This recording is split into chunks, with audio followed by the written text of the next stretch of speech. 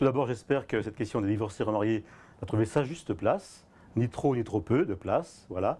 Donc il y a d'autres questions que les divorcés remariés, bien sûr, il y a la contraception, il y a les homosexuels, d'autres questions, il y a la conception de la famille, la filiation, et puis bien sûr il y a les divorcés non remariés, que tous les divorcés ne se remarient pas, certains de fait, d'autres par choix, par fidélité à l'Église.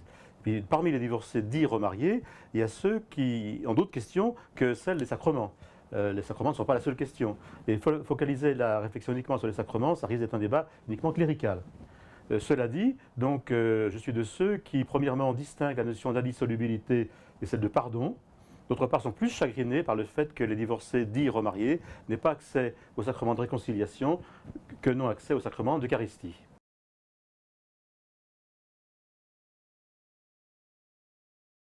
Il me paraît important de garder la notion d'indissolubilité, qui d'une part a des fondements humains, l'ex-épouse est l'ex-épouse, l'ex-époux est l'ex-époux. Je pense qu'on perdrait beaucoup en perdant l'idée que le mariage est pour la vie, pour toujours. Humainement parlant, on perdrait beaucoup si on perdait ce sens-là. On peut toujours divorcer, recommencer, l'éthique du provisoire qui est assez à la mode. Donc je pense qu'il est important que l'Église manifeste qu'elle croit en l'indissolubilité. Cela dit, je pense que toute faute est pardonnable et le péché contre le mariage lui-même aussi devrait être pardonnable.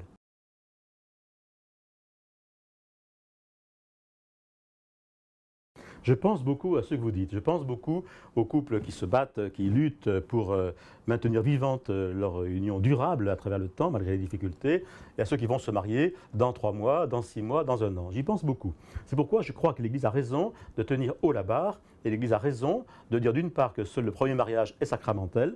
D'autre part, je pense que l'Église a raison de maintenir la règle de l'abstinence eucharistique. Pendant X années, pendant N années, je ne dis pas de nombre pour ne pas polariser le débat là-dessus, eh bien ces gens-là seraient privés d'Eucharistie. Je crois que l'Église a raison de marquer le coup, si je puis dire. Il y a eu transgression, il y a eu un acte grave, il y a eu une situation de péché, j'ose le dire, et on demande pardon pour cette situation de péché. On demande pardon. Au début de la messe, il y a bien un rite d'absolution, de réconciliation, que le Seigneur vous accorde l'absolution de vos péchés.